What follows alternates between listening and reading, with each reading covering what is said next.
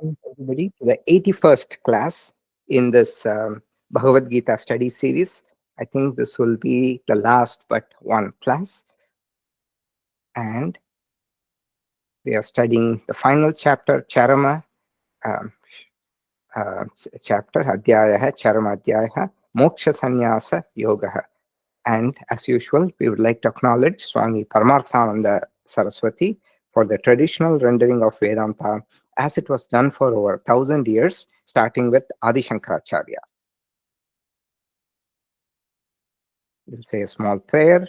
Om Shri Gurupyo Namaha Sada Shiva Samarambham Shankaracharya Madhyamam Asmadacharya Partyantam Bhande Guru Paramparam. Salutations to the lineage starting with Lord Sadashiva, with Adi Shankaracharya in the middle and continuing up to our immediate teacher, Swami Paramarthananda Saraswati. So, this chapter is called the Upasamhara Sankshepa. Samhara means ending. Samhara also means like destruction, finishing.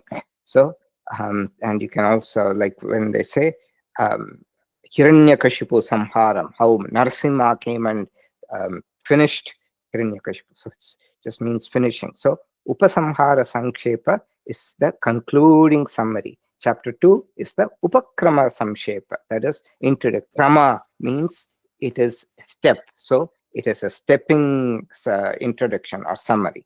This is the Samharam, concluding summary. Sankshepa is basically summary. Okay. And the topics in this chapter, Sannyasa, renunciation, or Karma Yoga. So Karma Yoga, Bhagavan defines it as Sattvika Sannyasa. Then Bhagavan talks about Atma Swarupam, the nature of the real self. This is the portion on Jnana Yoga. So there are, how many yoga types of yogas are there? Can anybody say? You're muted, Patya.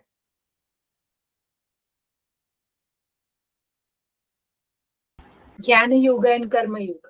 Yes, Karma Yoga and Jnana Yoga. There are no other types of yoga. And even meditation, which is meditation, it straddles both Karma Yoga and Jnana Yoga. The initial portions of meditation called the Upasana, where you learn to fix the mind, that comes under Karma Yoga. Then the final portion, once the torchlight, remember we gave the example of a torchlight. Once you learn to wield the torchlight, you can shine it, like in the third chapter in the Yoga Sutra, Siddhis, Nabi Chakre Kaya Pyuha Jnanam, all those things. So you learn to focus your attention on certain parts, and you will know, you will get things will reveal. So the second part of meditation, that is called Nididhyasana, where once your mind has attained the stability, you understand, you try to internalize this nature of the self that you have studied through Shravanam, and after that, understanding well through Mananam. Mananam means understanding thoroughly without doubts. And then Nididhyasanam is internalization. So Shravanam, which is listening and learning the scriptures. Mananam is understanding without doubts. And Nididhyasanam is internalizing. For that, meditation is needed. Nididhyasanam is called Vedantic meditation. So that is this portion. Then Bhagavan analyzes 6 topics. He chooses 6 topics because he thinks once people know these topics well, you understand the essence of the Gita. And finally, Bhagavan again repeats Karma Yoga and Jnana Yoga summary. And we are in this final portion. This is also pretty much Karma Yoga because Bhakti also straddles Karma Yoga. There's no Bhakti Yoga. Bhakti is a set of practices that straddle both Karma and Jnana Yoga. Okay? And Bhagavan talks specifically about Bhakti, which straddles both Karma and Jnana Yoga. Bhakti is like a express bullet train going through the paths of Karma Yoga and Jnana Yoga. Okay? So we will go to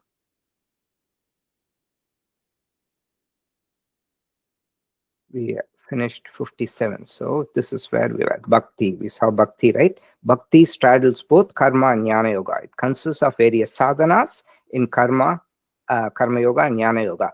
And the highest form of bhakti is jnanam. Can anybody tell the shloka where Bhagavan says that? You remember? Anybody? You even remember there's a shloka where Bhagavan says the Jnani Bhakta is the greatest Bhakta. Anybody? Do you even remember that shloka? This question. It says 4 types of bhaktas are there. I'm giving you a clue. Chaturpida bhajante mam jana sukriti arjuna arto jignasu artharti jnani cha bharatarshava tesham jnani nitya yuktaha eka bhaktir vishishyate. He excels, this he or she, the jnani bhakta excels. Priyo hinyani no tyartam aham sacha mama priyaha. The jnani is very dear to me. I am also very dear to the jnani. Okay. So it's the express vehicle to travel through. If you're getting stuck in karma yoga, lack motivation, surrender to Ishvara, and that will take you through these two. That is bhakti. So now do you see how in this context of karma yoga and jnana yoga, bhakti is introduced. So it is, Bhagavan has very clearly said there are only 2 types of yogas. There's no multiple yogas. It's only 2 types of yogas. And Bhagavan has also said that in the 2nd chapter. So he said, Eta te pihita, esha te bihita sankhye, buddhir yogam, yoge tvimam shrunu, bhuttya yukto yaya partha, karma bandham prahasyasi. I have told you the wisdom of Sankhya, that is the knowledge of the Atma, that is Jnana Yoga. Now listen to the yoga, the wisdom of yoga, with which you can get rid of the bondage of karma. So this is karma yoga. You see, it doesn't clearly say that. So buddhi yoge tumam shunu. That is the yoga that cleanses the intellect. And what does Patanjali say in the Yoga Sutras? You get viveka kyati. Your intellect becomes like sharp. So karma yoga sharpens the intellect. So, understood? So Bhagavan, what does he say in this final portion? Sarva karmanyapi sada kurpano madhyapashrayah mat prasada tavapnoti shashvatam padam avyayam. By doing all actions, whatever they be, always taking refuge in me, by my grace they will attain the eternal undecaying abode. So the easiest way to go through karma yoga and jnana yoga is sharanagati or bhakti, taking refuge, mat vyapashraya, sharana. Okay. Then chetasa sarpa karmani mayi sanyasya matparaha buddhi yogamupashritya machitta satatam bhava. Mentally renouncing all actions to me, thinking of me as the supreme goal, resorting to karma yoga, remain with the mind always fixed on. So this is where we stopped. So he says buddhi yogam. Again, buddhi yogam refers to, what does it refer to? Anybody? Everybody's quiet. Anu? Atya? Huh? Jnana. Jnana. Jnana Yoga? No, I just now said. Karma Yoga, sorry. Yes, Karma yes. Yoga. I just now said yes. Buddhi yes. yoga, it is esha te bihita sankhe buddhi yogam tvimam shrudu. Now listen to buddhi yoga.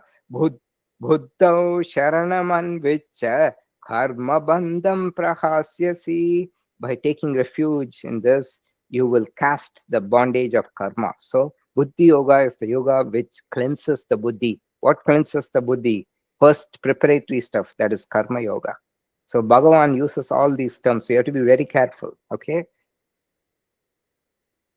Okay. Machitta sarvadhurgani mat prasadat tarishyatsi atha chetvam na shroshyasi vinangshyasi.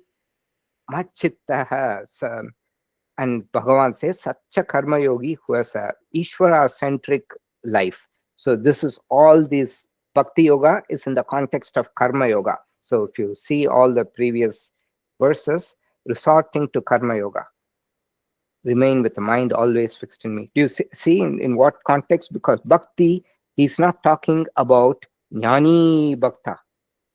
He's not talking about the Bhakta who looks at the universe in awe. Remember, in the 11th chapter, the Bhakti is as the entire universe as Ishvara. Yeah, it is in the 10th chapter, the Vibhuti Yoga, all that. That is not the kind of Bhakti. Here it talks about the one who's doing Karma Yoga, always taking refuge. They will reach the eternal undecaying abode. Okay, so this person, whether a person is a karta or a bhokta, will learn from every single experience of life. Krishna says, in the spiritual path, there will be obstacles, always. But anything will have obstacles, and the better the thing, there will be more obstacles. So you will overcome all obstacles by fixing the mind on me. So, machittaha, fixing your mind on me. Sarva Durgani mat prasada tarishyasi. Sarva Durgani. Durga means obstacles. Sarva Durgani. So Durga is one who removes obstacles.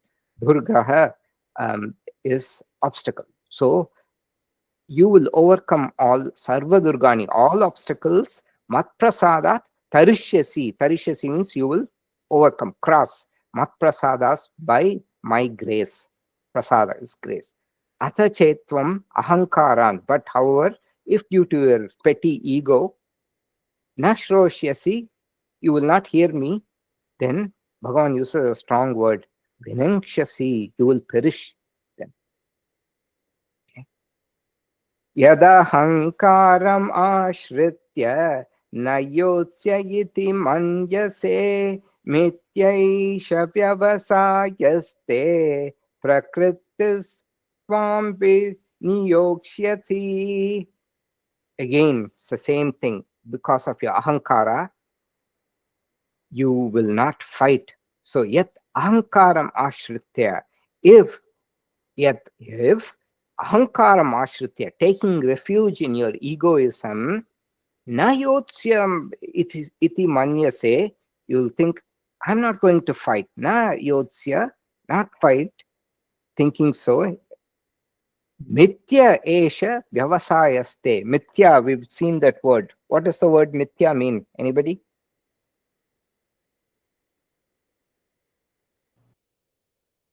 Illusion? Huh? Illusion? That is Maya.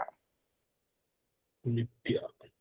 Mithya, it's kind of like illusion. Mithya with something which it's like the word myth. Seemingly, the word myth comes from this root mithya. They have the same roots. Seemingly real, but upon closer examination, it's not real, right? So there is satyam and mithya. So like a dream, it seems real, but upon waking up, it's not there. So it has a lower order of reality. So mithya esha vyavasayaste. In vain is your resolve. So mithya here means it is just, it's not, you think you can do it, but it's in reality, it's not.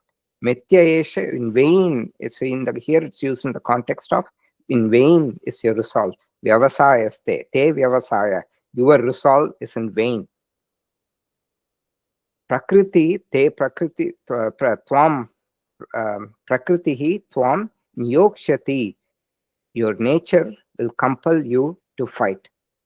Prakriti tvam niyokshati. Nature will compel you to fight. Okay? Bhagavan says, Arjuna, you are a Rajasic person. You are a born Kshatriya. You are an embodiment of Rajoguna. Therefore, you have to lead an active life, at least for the time being. And now if you refuse to go by your Rajoguna and give up this war and decide to go to the forest in the name of sannyasa or in the name of a spiritual sadhana, you will go there and try to withdraw from actions. It will miserably fail. That is not your nature. Therefore, if a person has high sattva guna, then that person does not have a tendency to be active. Then it'll be nice to go to an ashram, do dhyana, study Vedanta, but the person is a rajoguna personified person. That person has to do their bound duty to transcend that guna. Do you understand? And that is through fighting, and fighting without attaching to the action, to the results of the action. Karma palam tyaktva. Understood this point?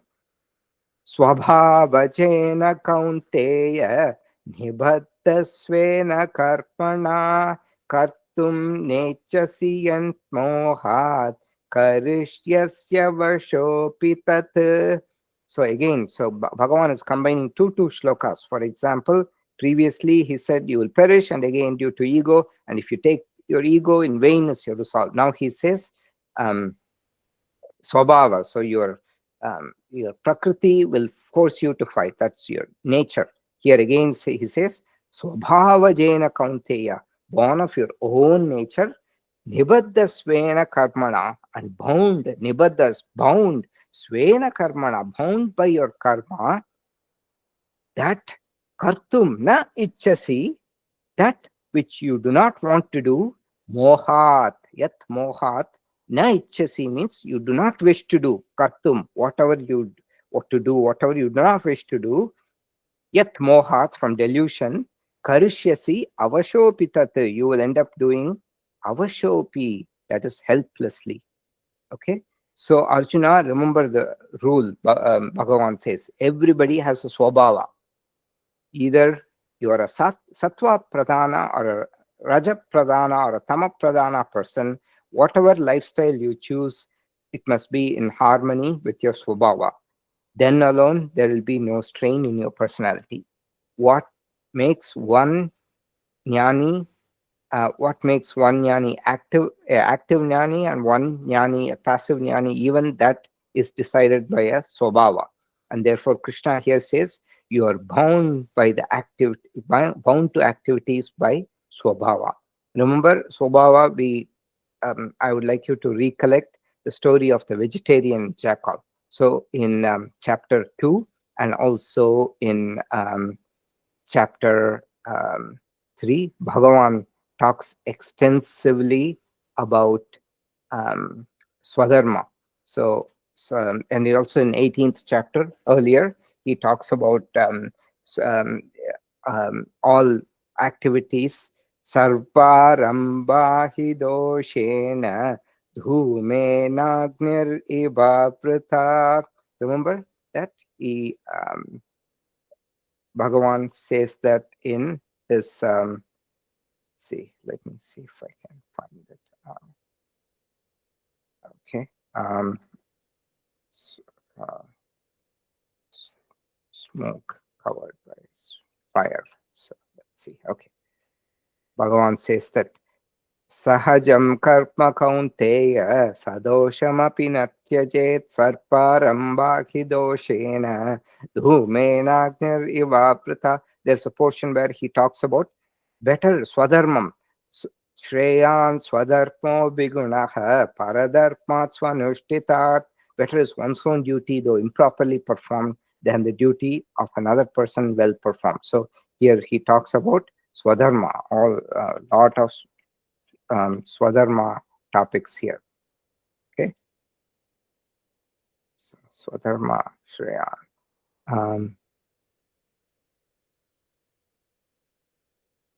So emphasis on swadharma. He talks about a lot of sahajam karma konte, all that stuff. Okay, so now going back. Okay, so we were at 6. Yeah, so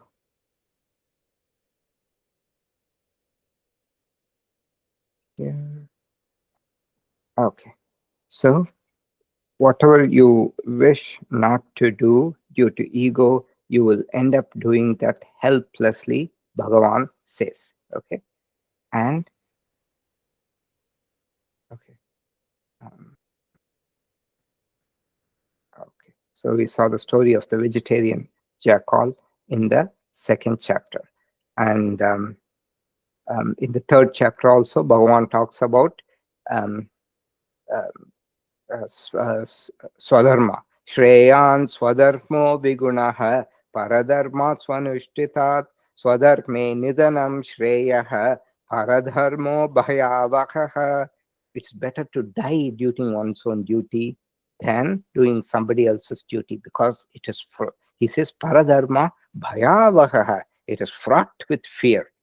You think it is cool and you try to get deluded and do something, but it's dangerous. That's what Bhagavan says.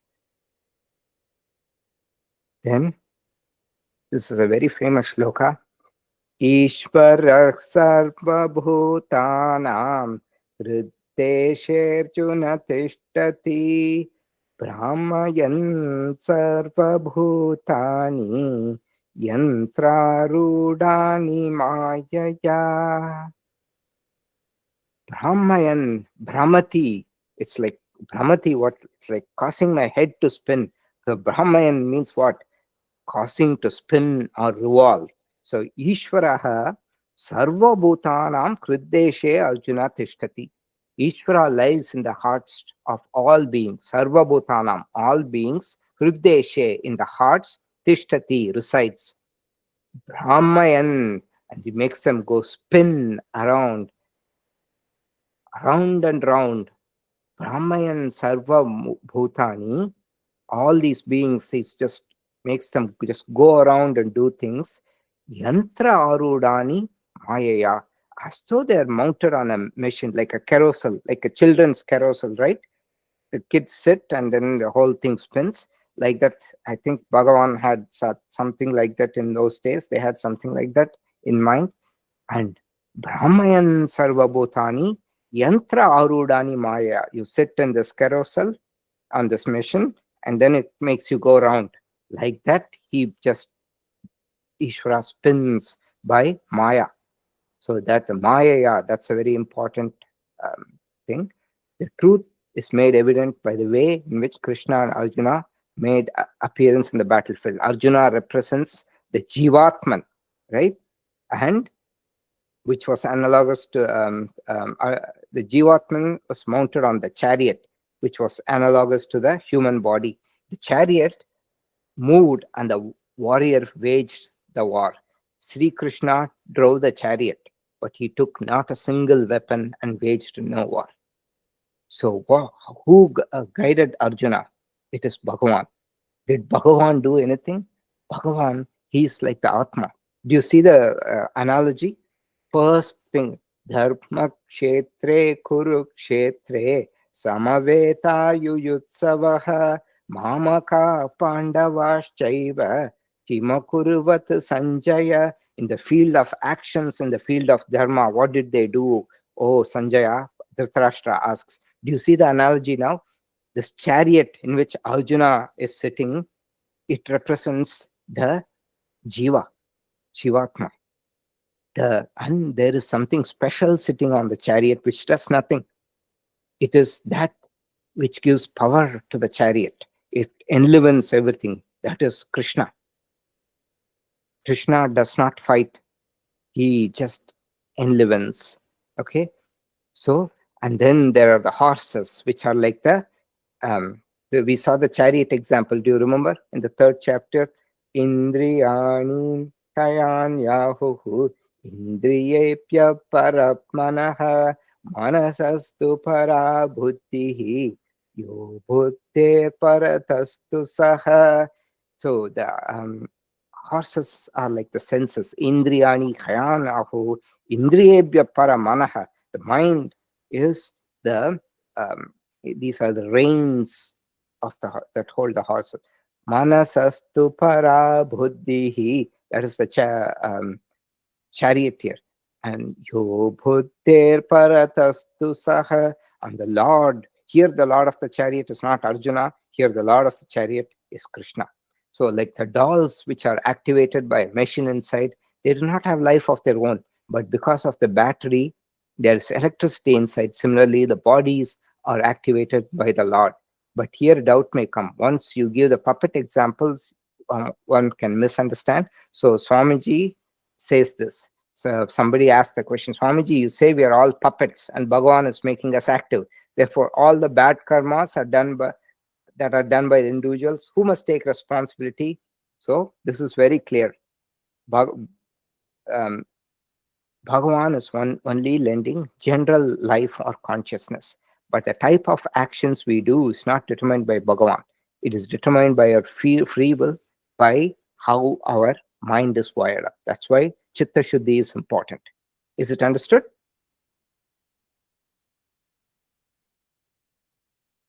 Tameva sharanam gaccha sarvabhavena bharata tat prasadat param shantim sthanam prapsyasi shashvatam. Tam, him, seek refuge in him alone. Tameva, him alone, seek refuge. Him refers to Paramatma. It refers to Ishvara. Sarva bhavena, with all your heart, bhavam, with all your feelings, your heart. Sarva bhavena, O Bharata, tat prasadat. So here he says tam, and then he says due to its prasadam. So by its grace, param shantim, you will attain supreme peace.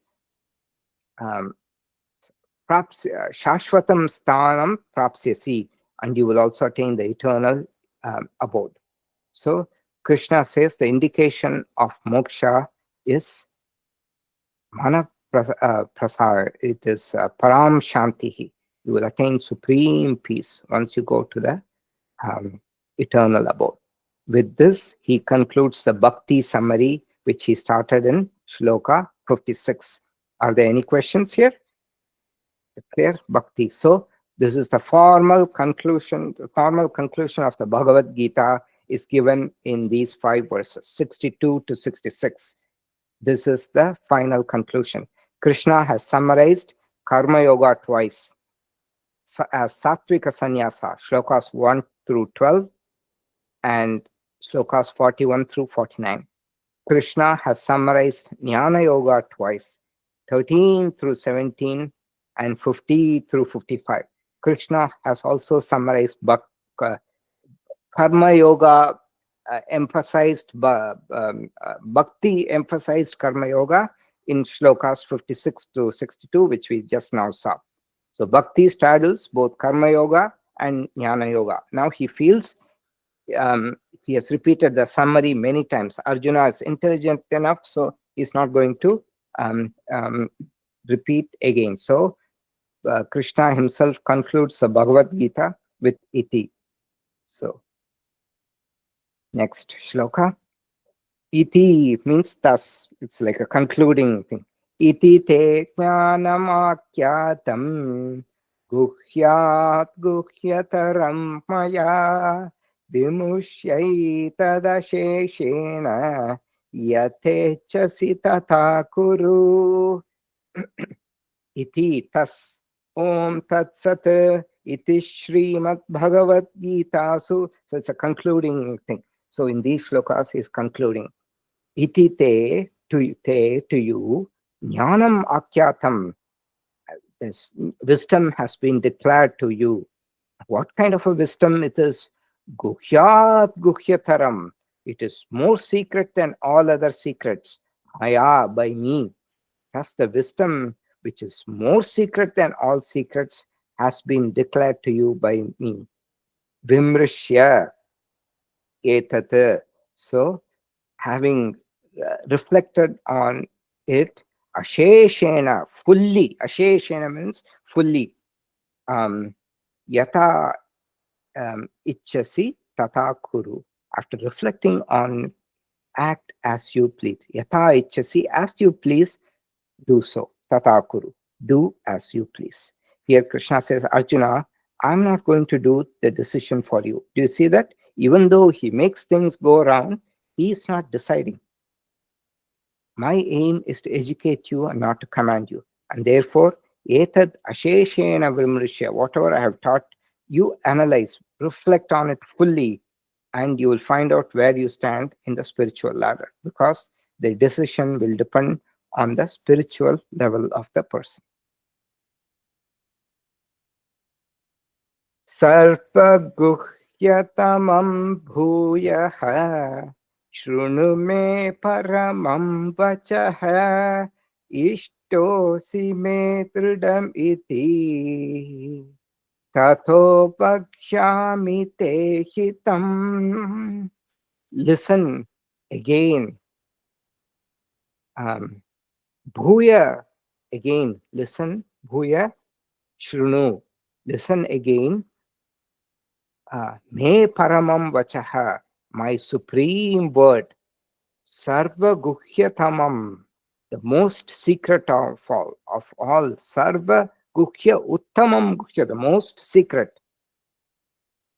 Ishto asime, you are very dear to me. Ishtam, very dear to me.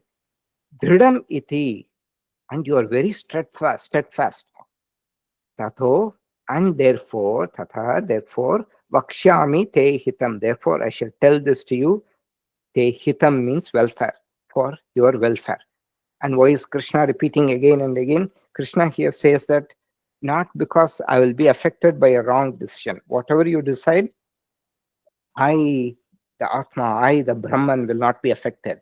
Still, I am repeating it because of my compassion towards you.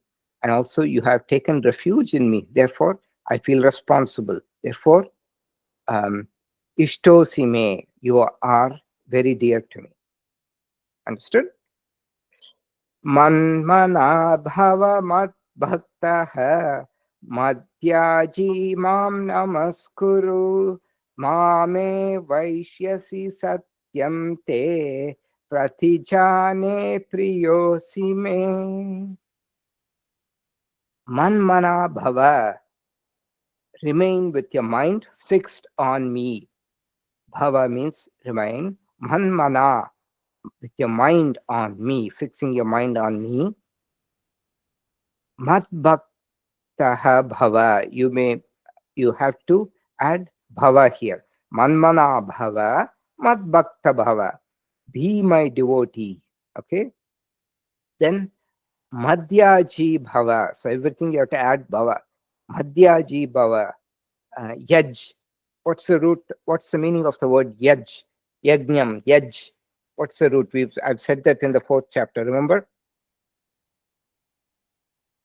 What's yaj? Anybody? Patya? Anu? Yuj. No, you just Yeah, like, is it, sorry, is it worship? yes, very good, excellent. Yaj means worship. Excellent, very good. So yaj means madhyaji, means worship me. Yajna, it's the same root, right? Here also, Madhyaji Bhava. Mam Namaskuru, surrender to me. Namaskaram, just surrender to me. Mame Vaishyasi, you will reach me alone. Te Satyam Pratijane. So Bhagavan is making a very strong statement here. Shall reach me alone. Te Satyam, this is the Te Satyam Pratijane, this truth which I promise to you. I promise you this truth. Te Satyam Pratijane, I promise you this is the truth, and I promise you that you will reach me alone. Priyo, you are Priyo Asime, you are very dear. Again, he says, you are very dear to me. You see that? Bhagavan takes it very, adding a personal touch here. He is making a grand declaration. This is the truth which I promise to you. These two verses are the final summary of the Gita, 65, 66. And they are considered to be one of the most important shlokas. Both 65 and 66 are very important. 65th verse summarizes, again, he's giving a summary of Karma Yoga, and 66th verse summarizes Jnana Yoga, which you are going to see. So here, He is summarizing Karma Yoga through Bhakti. Fix your mind on me, you will reach me alone. Previously, he had several verses to summarize Karma Yoga and several verses to summarize Jnana Yoga. Here, one verse summary of Karma Yoga and one verse summary of Jnana Yoga. That means these two verses contain the entire Gita.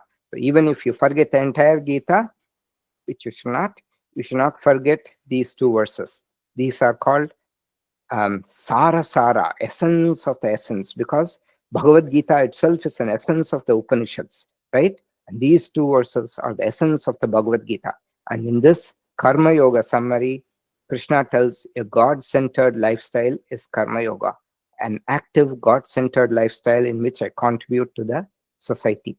Fix your mind on me, be my devotee, be my worshipper, surrender to me, you will reach me alone. Then 66. Sarvadharman parityajya mamekam sharanam braja aham tvam sarvapapebhyah mokshayishyami ma shuchah.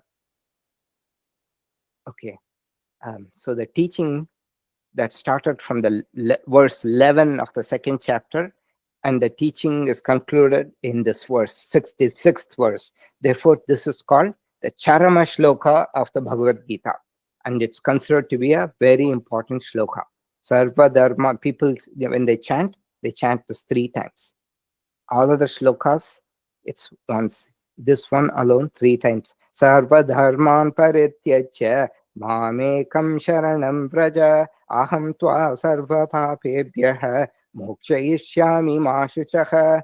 Even though this is the summary of Jnana Yoga, Krishna does not directly mention Jnanam anywhere in this verse. If you look at the whole verse, nowhere is the word Jnanam or inquiry or teaching or Vedanta, no, or Vichara. No such word is used. Therefore, Jnana Yoga is hidden in this verse.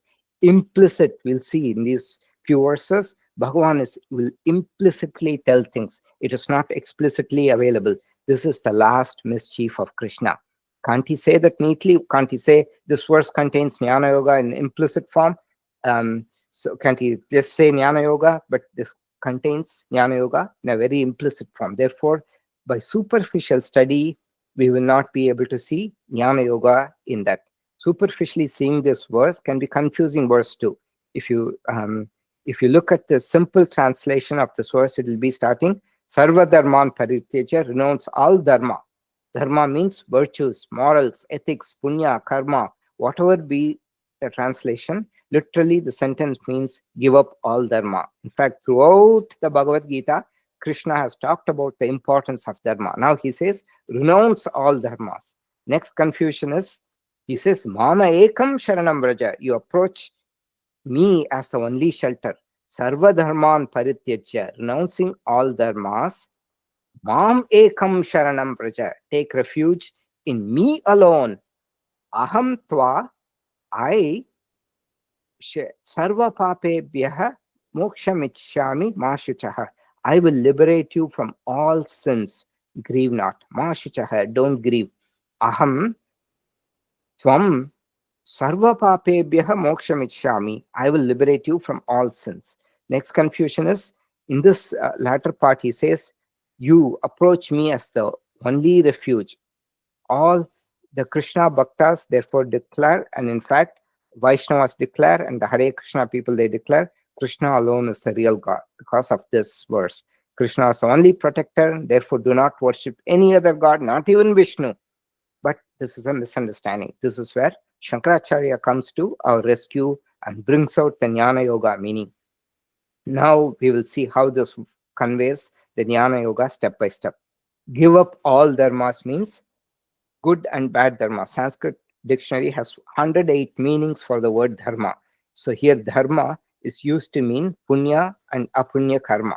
So therefore, if you have given up all karmas, remember, yogi's karma is neither white nor black. Karma shukla krishnam yoginas trividam itaresham.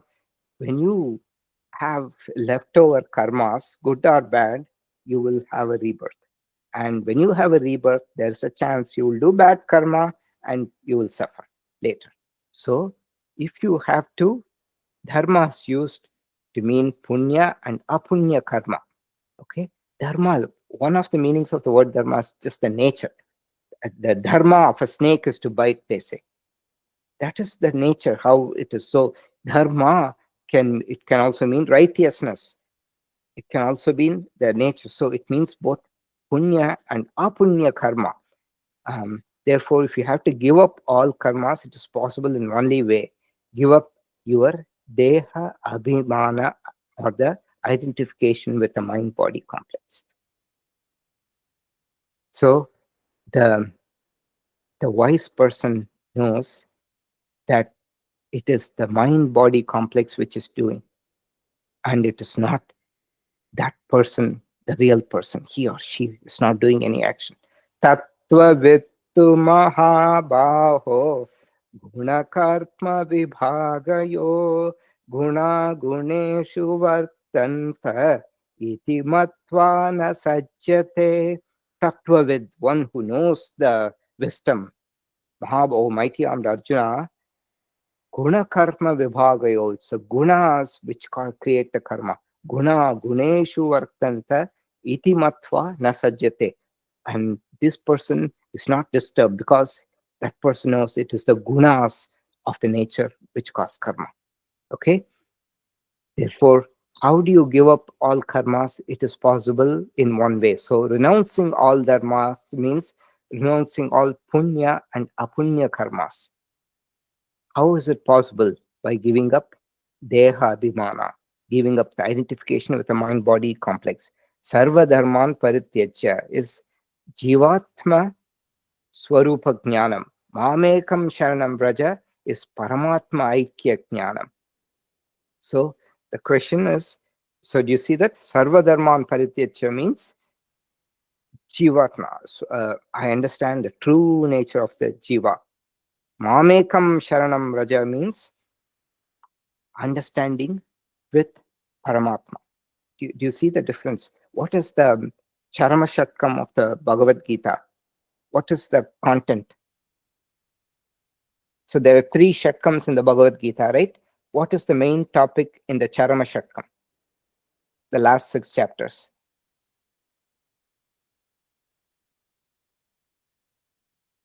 If you go earlier, Jivatma? is it Jivatma? Are you sure? I think it was both the Atma and Jivatma. Go look at the, open this 18th chapter and go to the 3rd slide also. So this is important. Okay. Now tell me, what is the main content of the Charama Shatkam? Just give me one point. Jivatma. The IQM, the oneness Yes, of both the oneness, Jivatma that and is the main Paramatma. content. The first is 6 chapters is Jiva, second 6 chapters is Ishvara, and the final 6 chapters is Jivatma, Paramatma, Swarupa, Aikyam. So that is there. Sarva dharman parityacha mahamekam sharanam, actually.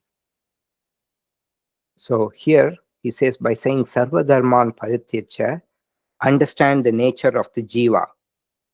And then he says, Mamekam sharanam vraja, understand that you are part of the Paramatma, same content. It is the consciousness, like the water. So that's why Shankaracharya, he says, aham, so the now Mamekam sharanam vraja is Paramatma aikyam.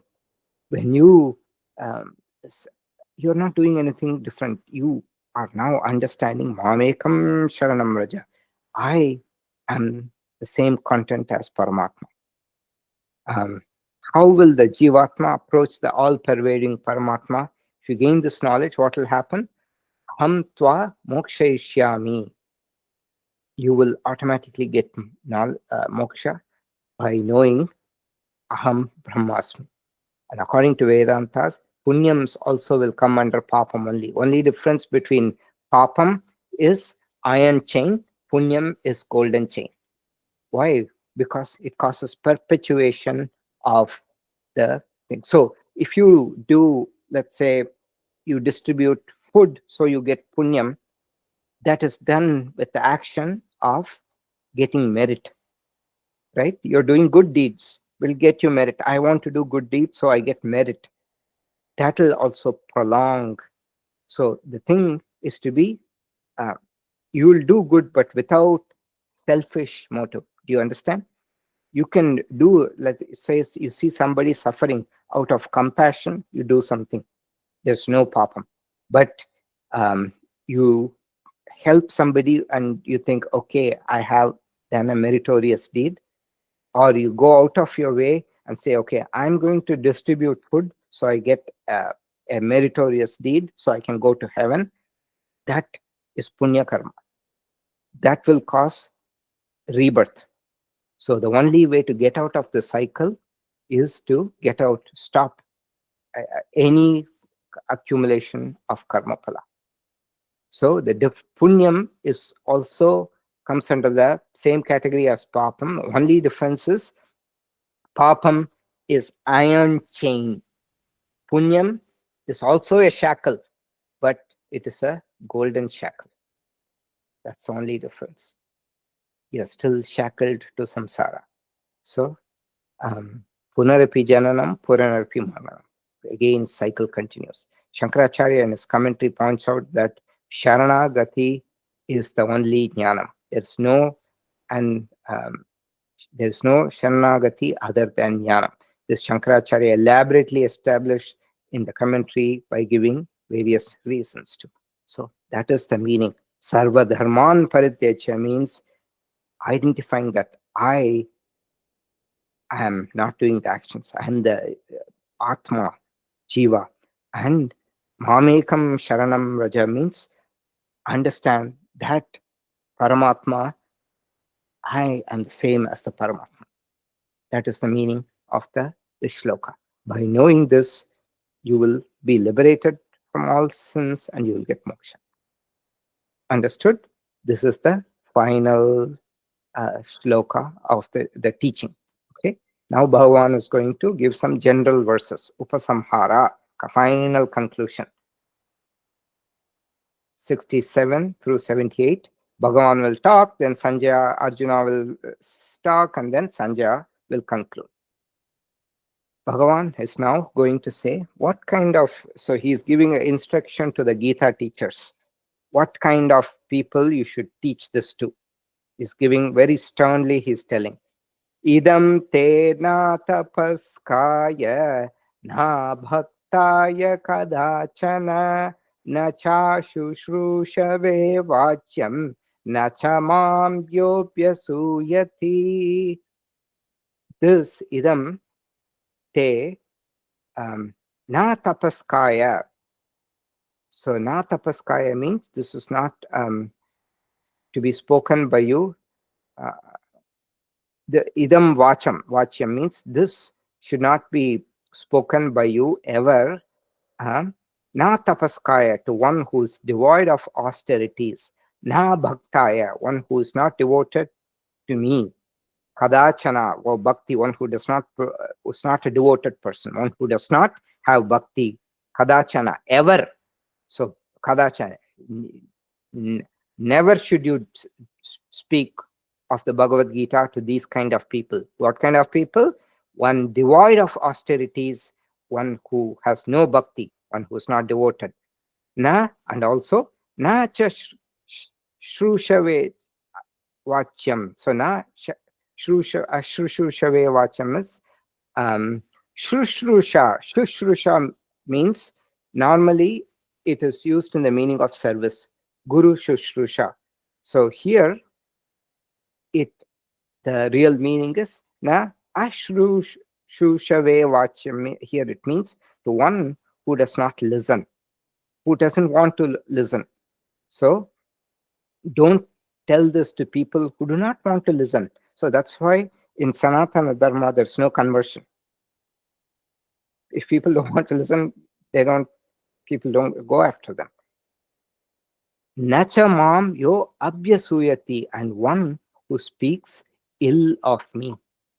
So the real meaning of okay, so this complex word ashrushushave, ashrushushave vacham.